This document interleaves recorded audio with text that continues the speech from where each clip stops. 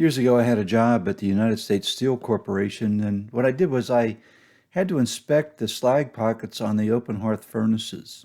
It was a pretty dangerous job because we had to open an access hole into the furnace right at the place where the hot flue and the flames were, and we were at the ground level.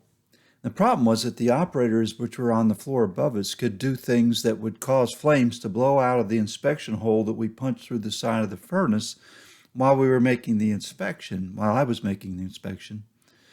And so I had an assistant who was up on the operating floor, the next floor up in the furnace complex, where the operators would operate the various things that would go into the furnace and, the oxygen blast or the air blast that went in there and so forth. And he had a radio. And so I would call up to him and I would say, okay, I'm ready to go in. Stop the operations on the furnace and let me know when they're stopped so I won't get burnt or seriously injured. It was a vulnerable place that I was right there, and I wanted to make sure that all the possible dangers were eliminated.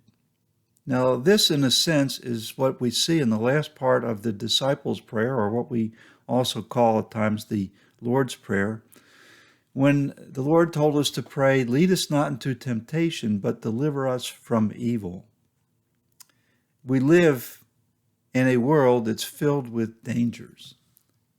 And by this, I mean one that is plagued with evil and sin. It's an evil world.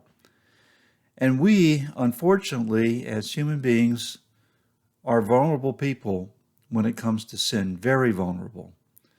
The world throws temptations at us all the time.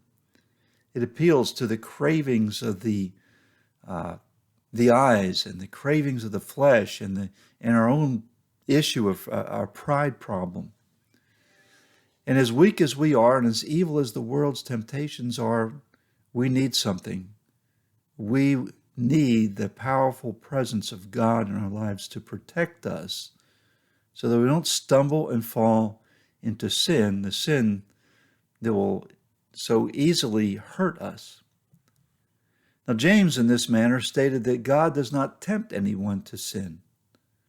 However, like I said, the flesh is weak, and because the flesh is weak, we do sin, and we are tempted, and sometimes our flesh caves to that temptation.